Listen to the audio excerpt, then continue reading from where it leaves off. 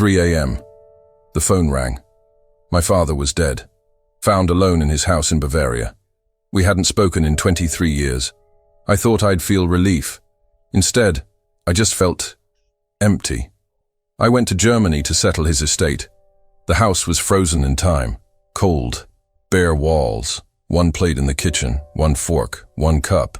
He'd lived like he was just passing through, like he was waiting for something that never came. On the second day, I went up to the attic, and I found a box hidden under loose floorboards. Inside were photographs I was never supposed to see. My father at 17, in a German uniform, Wehrmacht, a Nazi soldier. He'd lied to me my entire life. But the photographs weren't the worst part. There were letters, written to a woman named Anna, and one of them, dated January 1945, written in Polish, said something that haunts me still. I couldn't save her. They saw me, and I ran.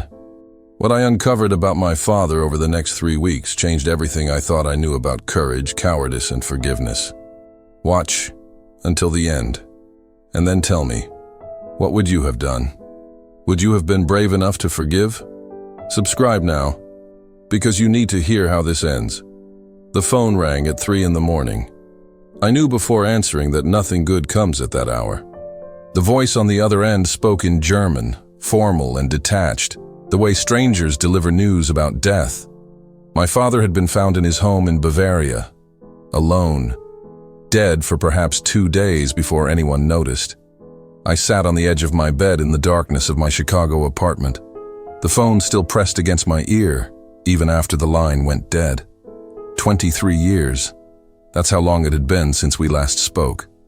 23 years since that final argument when I walked out of his life and swore I'd never look back. I was 24 then, righteous and unforgiving. Now, at 47, all I felt was the crushing weight of time I could never reclaim. I booked a flight to Munich that same morning. One small carry-on bag. What do you bring to bury a man you've spent half your life avoiding? The airport was nearly empty at dawn. I sat at the gate watching the sun rise over the runways, counting all the moments I could have picked up the phone and didn't. Every Christmas card he sent that I left unanswered. Every birthday that passed in silence.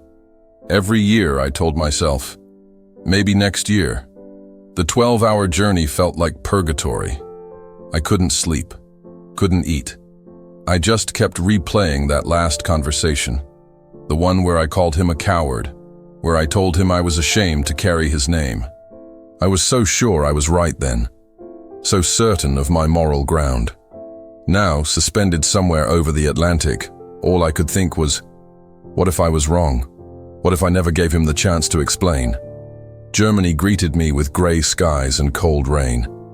I rented a car and drove through landscapes I barely remembered from childhood visits. Everything looked smaller, older, sadder. Or maybe that was just me. The roads to his village wound through forests that seemed to swallow the light. I drove slowly, in no hurry to arrive, knowing that once I did, it would all become real.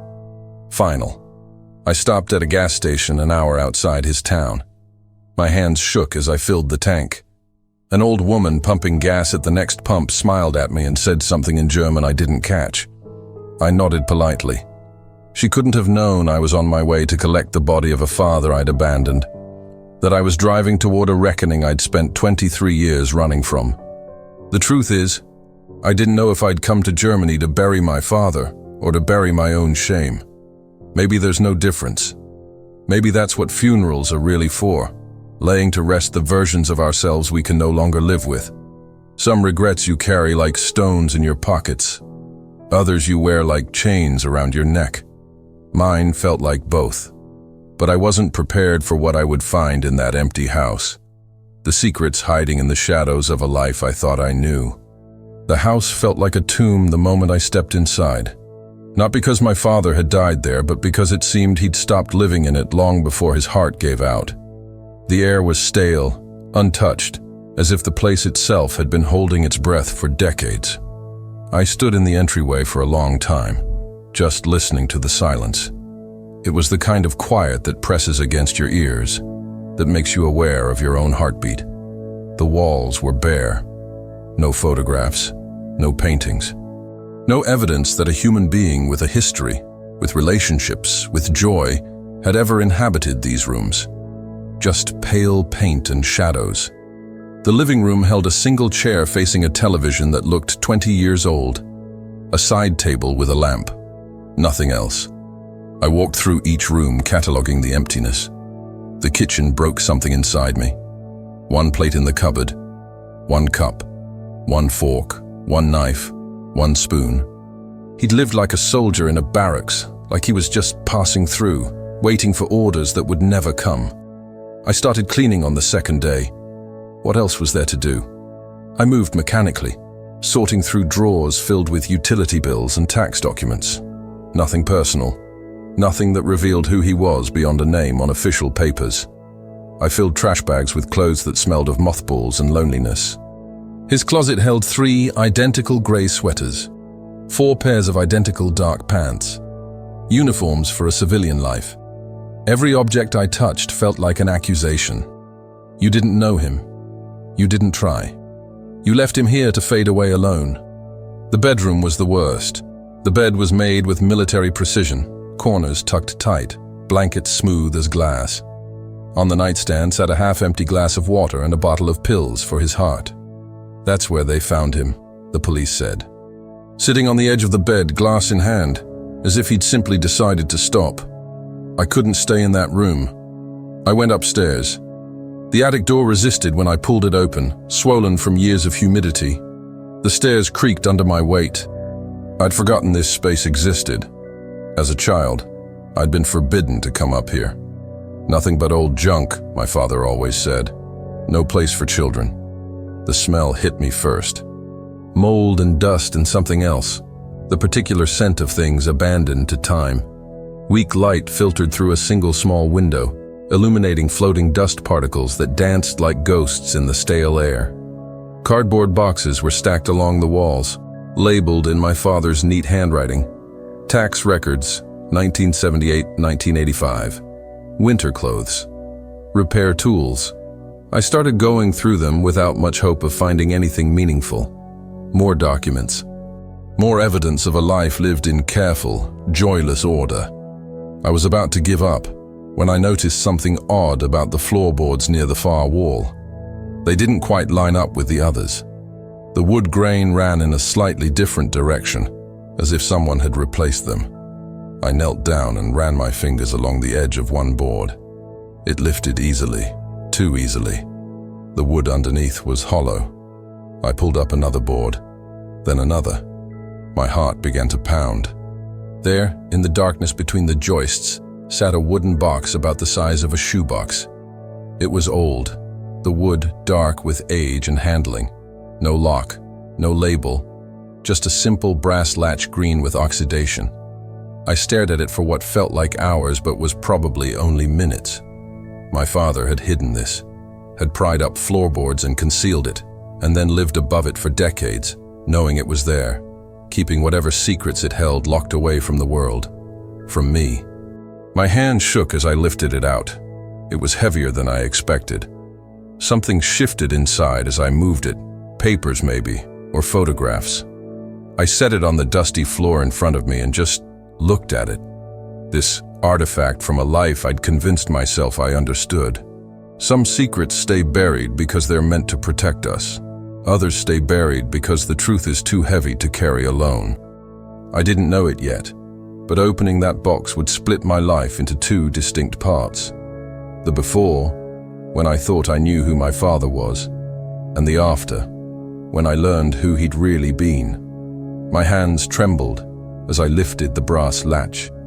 The hinges protested with a soft creak that seemed too loud in the stillness of the attic. I opened the lid slowly, as if whatever was inside might shatter if I moved too quickly. Photographs spilled onto the dusty floor like fallen leaves. I picked one up, then another. My breath caught in my throat. The boy in the pictures couldn't have been more than 17. Dark hair, thin face, eyes that looked too old for someone so young. It took me a moment to recognize him, my father. decades younger than I'd ever known him, but unmistakably him. The same sharp jaw, the same way his left eyebrow sat slightly higher than the right, but it was what he was wearing that made my world collapse. The uniform, gray-green wool, eagle and swastika on the chest, Wehrmacht. My father had been a Nazi soldier. I stared at the photograph, willing it to be something else, someone else. But there was no mistaking it, no misunderstanding. He stood at attention among other young soldiers, a rifle slung over his shoulder, tanks visible in the blurred background. In another photo, he marched in formation down a cobblestone street lined with buildings reduced to rubble. My entire life, he'd told me he worked in a factory during the war, a civilian, just trying to survive the madness. I never picked up a weapon, he'd said once when I was 12 and obsessed with war stories. I wasn't a soldier. I was just a boy trying to stay alive. Lies. All of it. Lies told so many times they'd calcified into truth. I spread the photographs across the floor with shaking hands. There must have been 30 or 40 of them. My father smiling nervously with other young men, all in uniform. My father standing next to a tank, looking exhausted. My father, and this one made bile rise in my throat, holding a rifle, posing like he was proud of it. Who was this person? This boy soldier wearing the emblem of genocide? What had he done? What had he seen? What had he participated in? The attic felt too small suddenly, the air too thick. I couldn't breathe. I couldn't think. Every conversation we'd ever had replayed in my mind, now tainted with deception. Every argument, every moment I'd defended him against my American friends who said all Germans were guilty. Not my father, I'd insisted. He wasn't part of it. But he was. He'd been exactly part of it. I sat there on the floor surrounded by evidence of a life he'd buried, and for the first time since receiving that 3 a.m. phone call, I cried. Not tears of grief, but something darker. Betrayal. Rage. Confusion. I cried for the man I thought I knew who'd never existed. I cried for the 23 years I'd wasted being angry at a stranger. How do you mourn someone you never really knew? How do you grieve for a lie? In one photograph, he looked directly at the camera with an expression I couldn't decipher.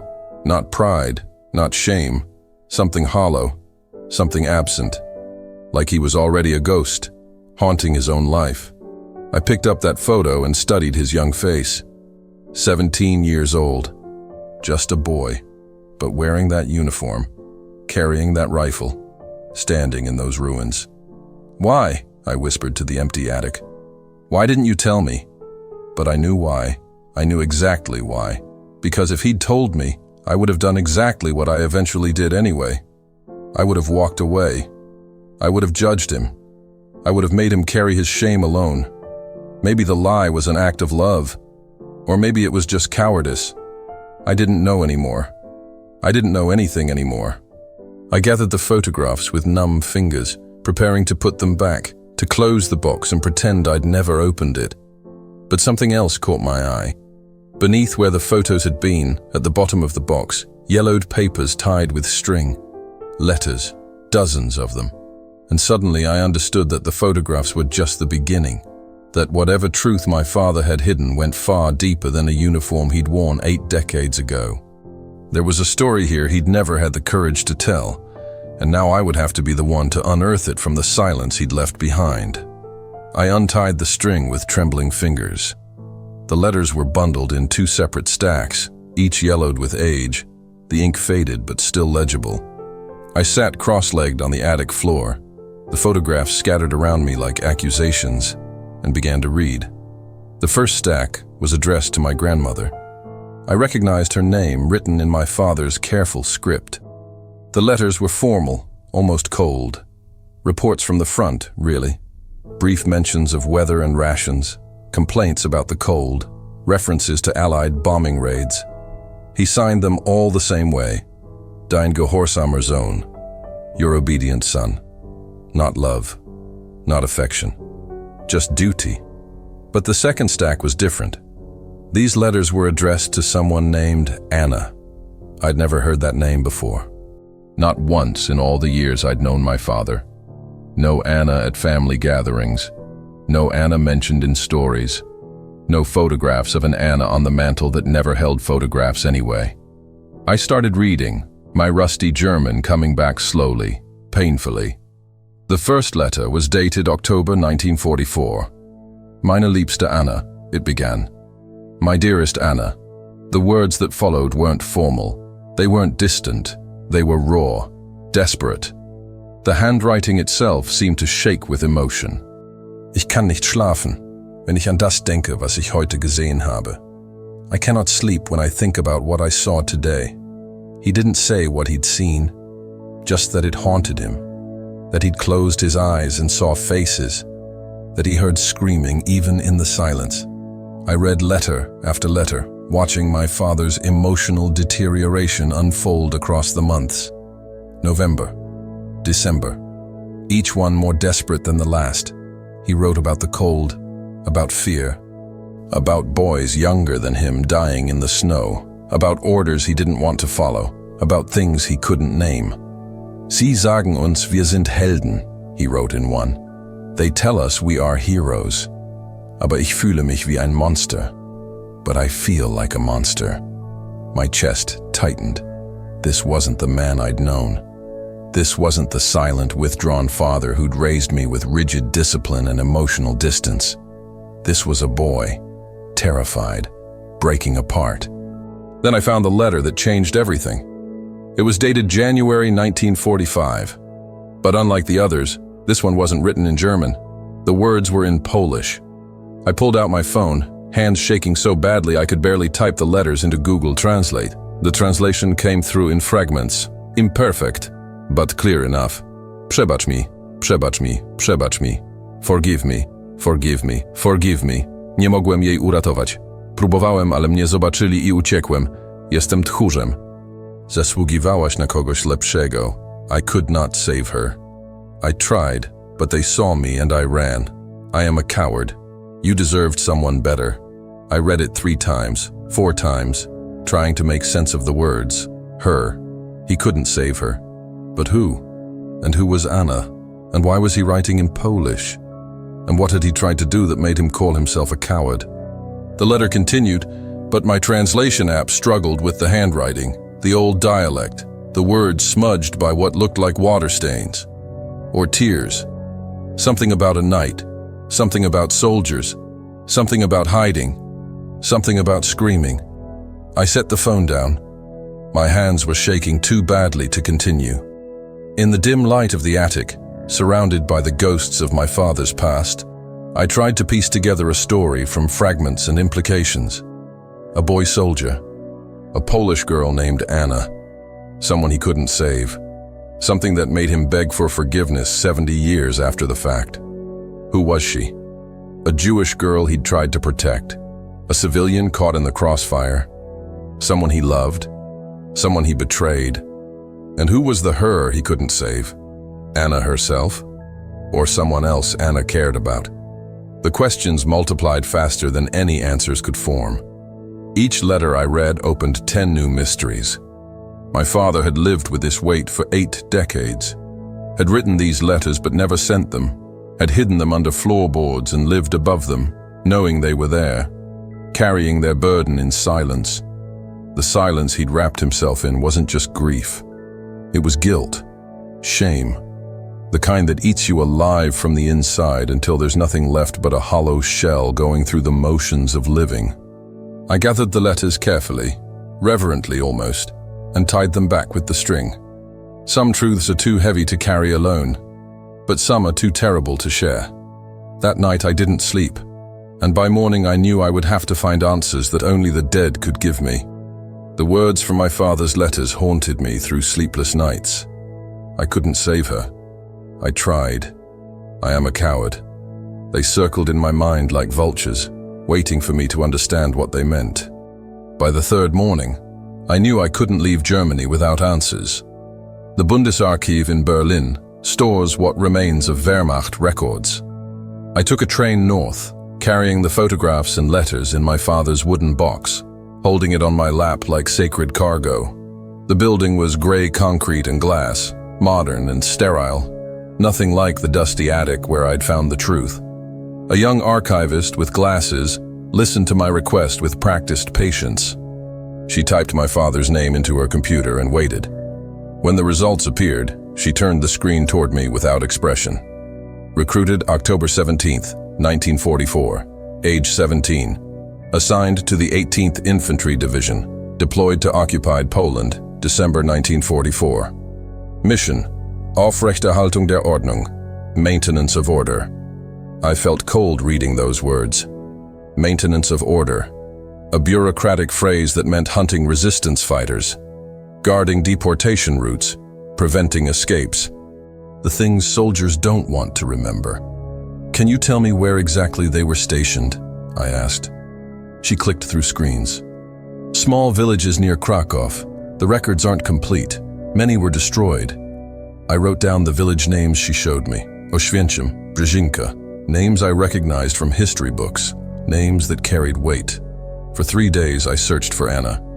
I went through municipal archives in dusty basements where old women chain-smoked and watched me with suspicious eyes. I requested deportation records, census data from before the war, anything that might give me a surname to match the ghost in my father's letters. There were hundreds of Annas, thousands. Anna Kowalski, Anna Nowak, Anna Lewandowski, Anna Goldberg, Anna Steinberg, Anna Rosenthal. Endless lists of names followed by dates. Born, deported, presumed dead. Each name was a life. A girl who laughed and cried and loved and dreamed, reduced to typed letters on yellowing paper. I ran my fingers down the lists until my vision blurred. One municipal clerk, an old man with liver-spotted hands, finally asked why I was searching. I told him about my father, about the uniform, about the letters. American? He asked in heavily accented English. Yes, but my father was German, from Bavaria. He studied me for a long moment. Then he disappeared into a back room. When he returned, he carried a leather-bound ledger, the kind that hadn't been digitized yet. Survivor testimonies, he said quietly. From 1947, not many left. Most people wanted to forget. I turned pages carefully. The testimonies were handwritten, some in Polish, some in Yiddish, some in broken German. Stories of hiding, of running, of watching family members dragged away, of neighbors who betrayed them, of strangers who saved them. Then I found it. A testimony dated March 1947, given by a man named Jakob Rosenfeld.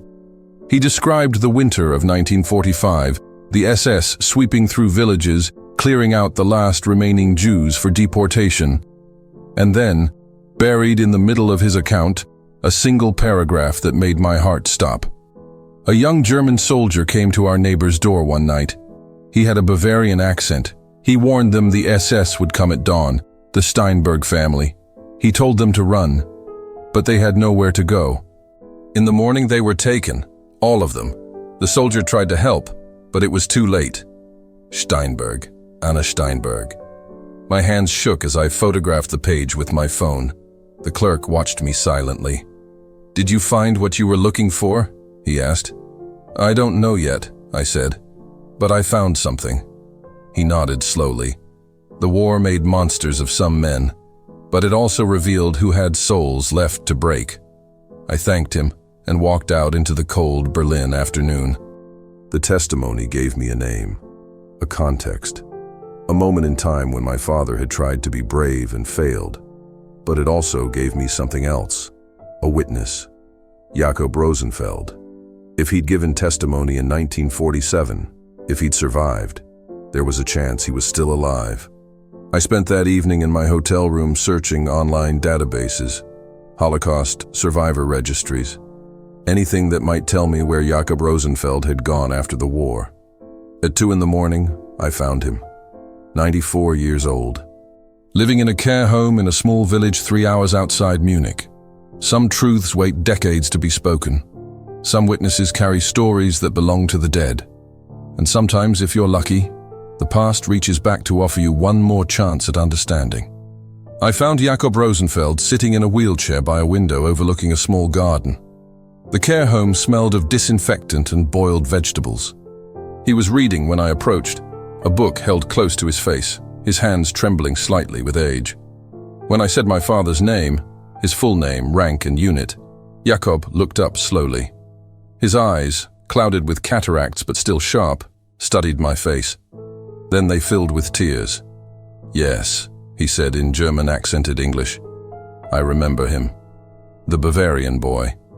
I sat down across from him, my heart pounding. For a moment, neither of us spoke. Outside, birds sang in the garden. Inside, someone's television played too loudly down the hall. The ordinary sounds of life continuing while we prepared to discuss death. "Tell me," I said. "Please, tell me what you remember." Jakob set his book aside. His hands shook as he folded them in his lap. When he spoke, his voice was stronger than I expected, as if the memories gave him strength. January 1945. The coldest winter I can remember. We knew they were coming for us. The SS had been clearing villages for weeks. We were among the last. The Steinberg family lived 3 houses down from us. Good people. The father was a tailor. The mother made the best challah. He paused, his eyes distant, seeing something 70 years past. Their daughter Anna was 16. Brave. Too brave. She kept sneaking food to families in hiding, even when it was dangerous. She had dark hair, brown eyes. She sang when she worked. I pulled out one of my father's letters, the one written in Polish. He wrote to her. He loved her. Jakob nodded slowly. I thought he might have. The way he looked at her when he thought no one was watching. But he was a German soldier, and she was a Jewish girl. In those times, that was impossible. What happened? Your father came to their door in the middle of the night. January 15th, I think. Maybe the 16th. He knocked very quietly. When Herr Steinberg opened the door, your father told him the SS would come at dawn. He said they needed to run. That night. Jakob's voice cracked. He took a sip of water from a glass on the side table. But where could they go? It was winter. The forests would kill them as surely as the camps.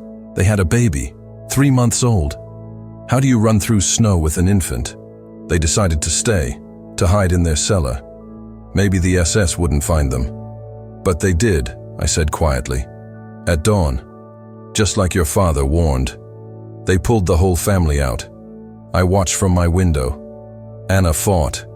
She actually fought them, screaming, kicking. They hit her until she stopped. I closed my eyes.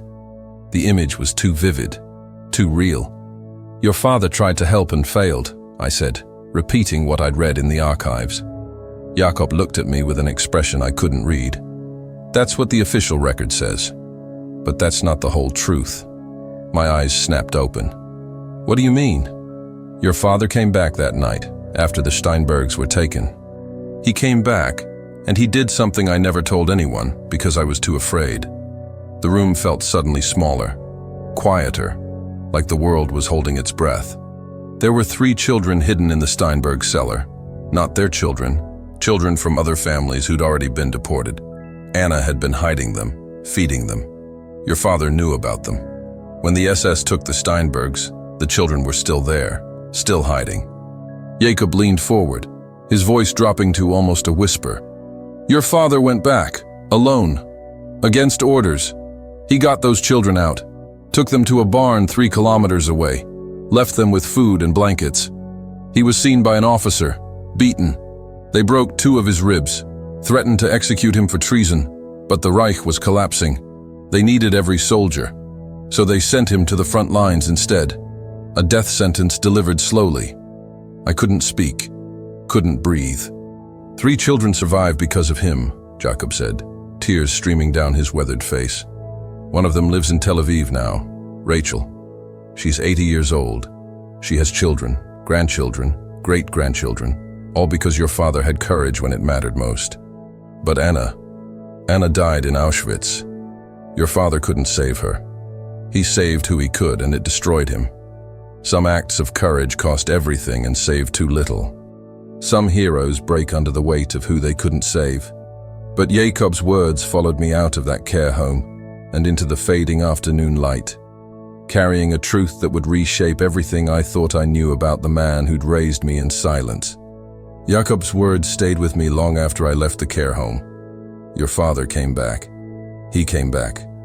The phrase repeated in my mind like a prayer, reshaping everything I thought I knew about courage and cowardice, about heroism and failure. I returned the next day with a notebook and questions. Jakob was waiting for me, as if he'd known I would come back, as if this story had been waiting 70 years to finally be told completely. The children, I said. Tell me about the children. He nodded, settling into his wheelchair like a man preparing for a long journey into memory. 3 of them, hidden in the Steinberg cellar behind false walls Anna had built. 2 boys and a girl. The oldest was maybe 7, the youngest 4. Their parents had already been taken weeks before. Anna smuggled them food every night. Bread, sometimes soup. Your father knew. He'd seen her sneaking through the alley after curfew. He didn't report her.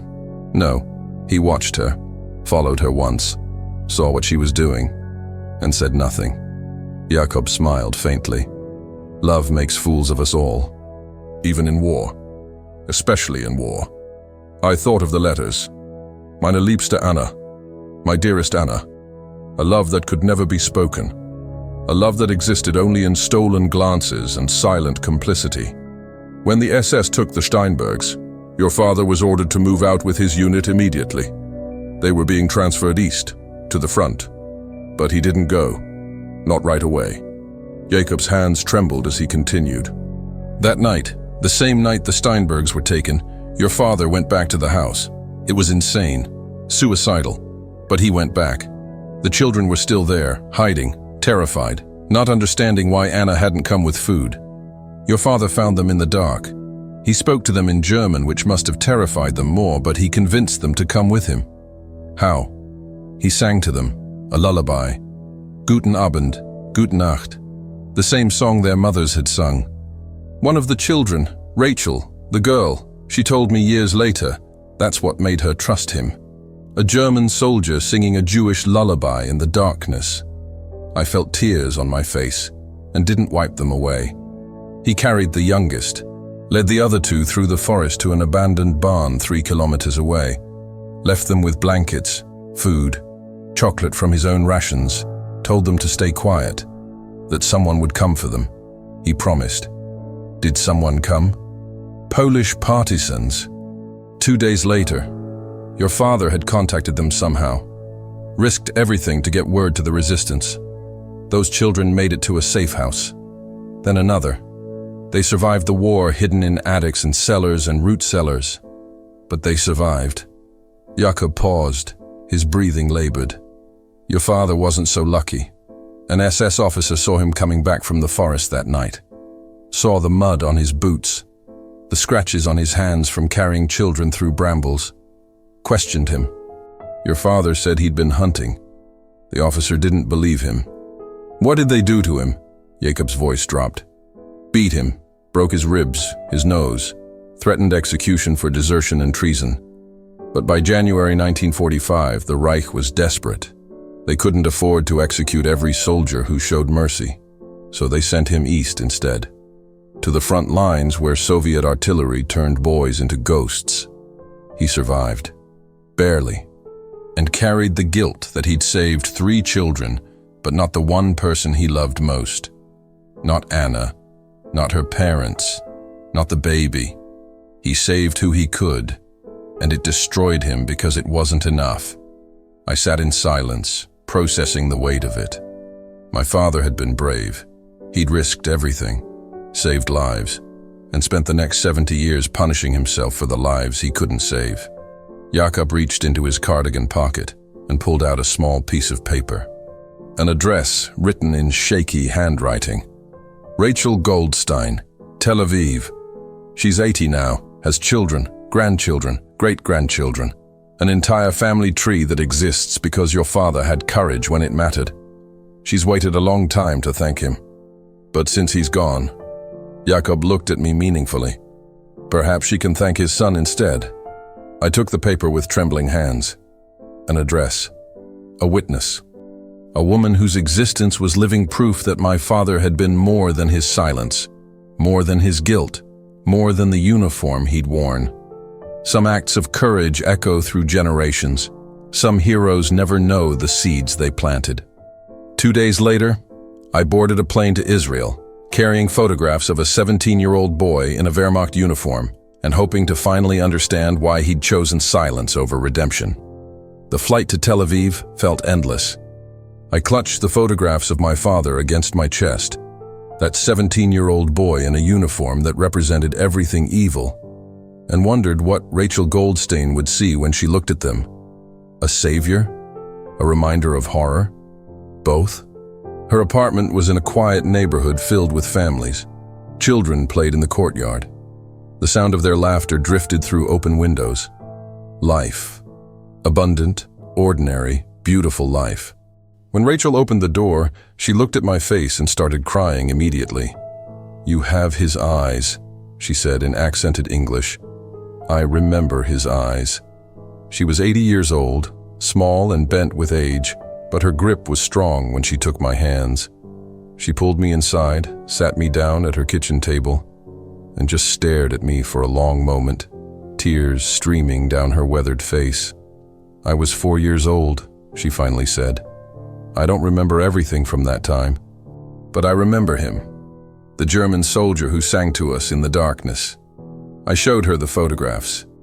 She touched them gently, reverently, her fingers tracing the outline of my father's young face. "So young," she whispered. "Just a boy himself. But he had an old soul. You could see it in his eyes even then, like he'd already seen too much." "Tell me," I said. "Please. Tell me what you remember." Rachel made tea with shaking hands. Then she sat across from me and began. "Anna had been hiding us for weeks. She brought us food every night, sang to us, told us stories. We loved her. We thought she was an angel." Rachel smiled sadly. "When the SS came for her family, we heard the screaming. We hid behind the false wall she'd built and didn't make a sound. But we were so scared. We thought they'd find us. We thought we'd die there." She paused, sipping her tea. "Your father came that night.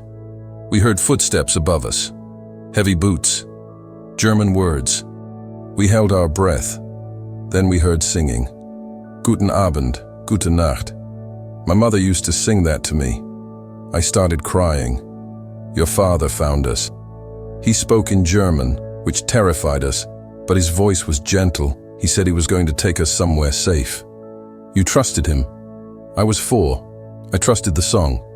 The other children were older. They were more afraid. But your father, he gave us chocolate. Can you believe that? A German soldier in the middle of a war gave 3 Jewish children chocolate and told us everything would be okay." Rachel stood and retrieved a photo album from a shelf. She opened it carefully, showing me pictures of smiling faces across generations. "This is my daughter. These are my grandchildren. These are my great-grandchildren." She pointed to each face. 12 children, 23 grandchildren, 14 great-grandchildren so far. 49 lives that exist because your father had courage. The weight of it hit me like a physical blow. 49 people. An entire family tree grown from seeds my father had planted in darkness and fear. "He came back," Rachel continued. "Not just that first night. He came back 3 times over the next 2 days. Brought us bread, blankets. He told us the partisans would come, that we had to be brave a little longer. On the last visit, he was limping. His face was bruised. I remember asking him if he was hurt. He smiled and said he'd just fallen down. They'd beaten him," I said quietly. "I didn't know that then. I learned later. From Jakob, from others who survived. Your father risked everything, and when his unit was transferred, he made sure we were found. He contacted the Polish resistance somehow, gave them our location. Those partisans saved us and moved us through a network of safe houses until the war ended." Rachel reached across the table and took my hand.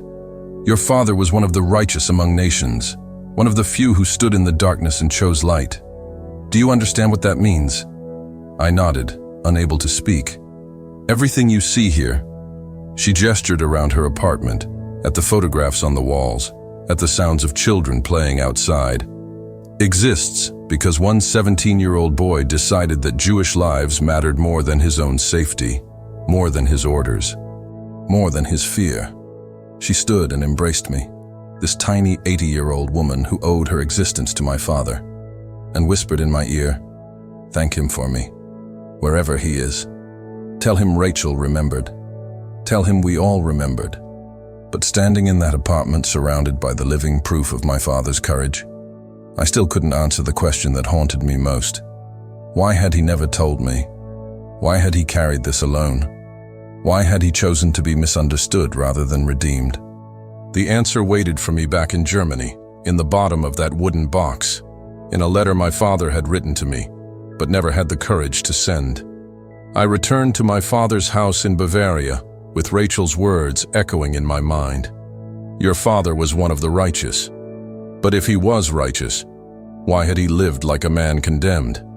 Why had he chosen exile over explanation?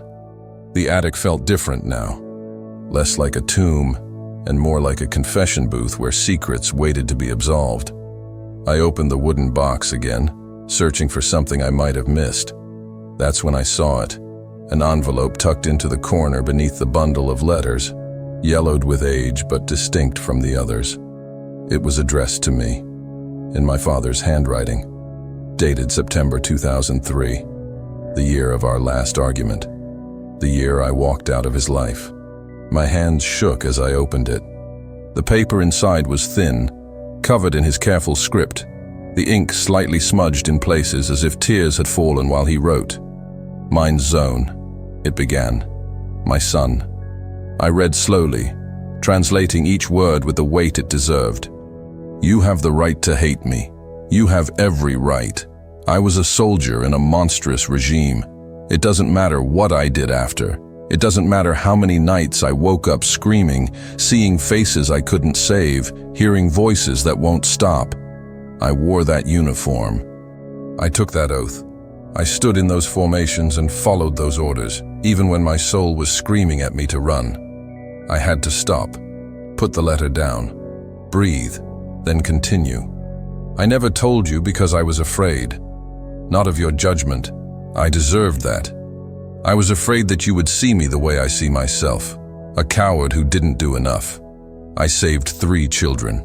3. But I didn't save Anna. I didn't save her parents. I didn't save the baby. I didn't save the hundreds of others I watched being herded into trucks like cattle while I stood there in that gray uniform pretending I was powerless. The words blurred. I wiped my eyes and kept reading. I witnessed horrors no one should see. And I didn't shoot my commanding officer. I didn't sabotage the trains. I didn't do the things a truly brave man would have done. I saved who I could in the moments I could, and then I survived. I survived when millions didn't. I came home when fathers and mothers and children were turned to ash. What right did I have to live? What right did I have to happiness, to family, to you? My chest tightened. I could barely breathe. Every time I looked at you as a child, I wondered, would you hate me if you knew? Every time you asked about the war, I died a little inside, knowing I was lying to you. But how could I tell you the truth? How could I look my son in the eyes and say, your father was a Nazi? Even if I tried to do good, even if I saved lives, I was still part of the machine that murdered millions. I turned the page. The handwriting became shakier, more desperate. When you called me a coward during our last argument, you were right. I was a coward. I am a coward. Not because I didn't fight harder during the war, but because I couldn't tell you the truth after it. I let you think I was just a factory worker, a nobody, a man who sat out history while others suffered. I let you despise me for my silence because your contempt was easier to bear than your pity would have been. The next paragraph made my breath catch. I never asked for forgiveness because I don't deserve it. Anna deserved to live. Those children's parents deserved to live. The millions who died deserved the chance I got. How could I ask God, or you, or anyone to forgive me when I can't forgive myself? Then came the final lines, the words that shattered everything I thought I understood. If you're reading this, I'm gone. And maybe that's for the best. But I need you to know, if I could go back, I would do it all differently. I would be braver. I would save more. I would die before I wore that uniform. But I can't go back. All I can do is carry the weight and hope that somewhere, in some way I can't understand, the 3 children I saved made my existence worth the cost. He signed it simply, Dein Vater, your father. I sat in that dusty attic holding a letter written 22 years ago, a confession my father had written but never sent because he believed forgiveness was something he didn't deserve. He'd written it and hidden it with the photographs and the letters to Anna, artifacts of a guilt so profound it had consumed his entire life. His silence hadn't been about protecting me from the truth. It had been about protecting himself from the possibility that I might forgive him, that I might offer him the absolution he'd spent 70 years denying himself. Some men carry their sins like stones. Others build prisons from them and lock themselves inside. And now, standing in the ruins of his hidden confession, I finally understood why he'd chosen to die alone rather than risk being loved, despite what he'd been. I read my father's letter at his grave. The cemetery was quiet, except for the wind moving through the trees. I knelt on the cold ground and spoke to him for the first time in 23 years. I forgive you, Dad. I forgive you for the uniform, for the lies, for the silence. And I hope, God, I hope, that wherever you are, you've finally forgiven yourself. The words felt both too heavy and not enough. How do you compress 70 years of guilt and 23 years of estrangement into a single moment of absolution? But I meant it. Every word. 3 months later, I stood in Jerusalem at Yad Vashem, the World Holocaust Remembrance Center. I'd brought the photographs, the letters, Jacob's testimony, Rachel's statement. I told them about the 17-year-old German soldier who'd saved 3 Jewish children and spent the rest of his life punishing himself for the millions he couldn't save. The researcher who processed my father's case was an elderly woman with kind eyes. She listened to everything. Then she said something I'll never forget. Your father believed he was a coward, but standing up in a uniform that demanded cruelty and choosing mercy anyway, that's the hardest kind of courage there is. They accepted his story, officially recognized him among the righteous. And in the garden of the righteous among the nations, I planted a carob tree in his memory. It was small, fragile, just beginning, like hope, like forgiveness, like the seeds he'd planted in darkness that grew into 49 lives and counting. I go back to that house in Bavaria sometimes. The wooden box sits on my desk now. I don't hide it. My children have seen the photographs. They've read the letters. They know their grandfather wore a uniform that represented evil, and that he tried, in small, terrified, insufficient ways, to be good anyway. My daughter asked me once if he was a hero. I told her the truth. He was human. In times that demanded monsters, he managed to stay human. That's not nothing. That's actually everything. Every night before I sleep, I think about that 17-year-old boy standing in the snow, trying to decide between orders and conscience, between survival and sacrifice. I think about the 3 children he saved, about Anna, who he loved and lost, about the guilt he carried like stones in his pockets until it finally crushed him. And I think about the 23 years we lost because neither of us knew how to say the words that mattered. I'm sorry. I forgive you. I love you anyway. This isn't just a story I'm telling you. This happened. To me. To my father. To families torn apart by war and silence and shame. I kept it hidden for years because I didn't know how to tell it without breaking. But now I understand. Some stories need to be told, not because they have happy endings, but because they're true. When I look at those photographs now, I don't see the uniform first anymore. I see a boy, scared, trying, failing, trying again anyway. I see my father. Forgiveness came too late for him to witness, but not too late to matter, not too late to honor. not too late to break the silence that killed him more surely than any bullet could have. So I'm asking you now, if someone you loved carried a secret this heavy, a guilt this profound, could you forgive them? Could you see past the uniform to the human underneath? Could you offer absolution to someone who believed they were beyond redemption? Because maybe that's what we all need, to be seen, to be known, to be forgiven anyway. If this story moved you, if it made you think about the people in your own life who carry silent burdens, share it, subscribe, leave a comment. Tell me, what would you have done? How do you forgive the unforgivable? My father never got to hear these words. But maybe someone else needs to. Maybe you do. This was his story. And now, it's ours.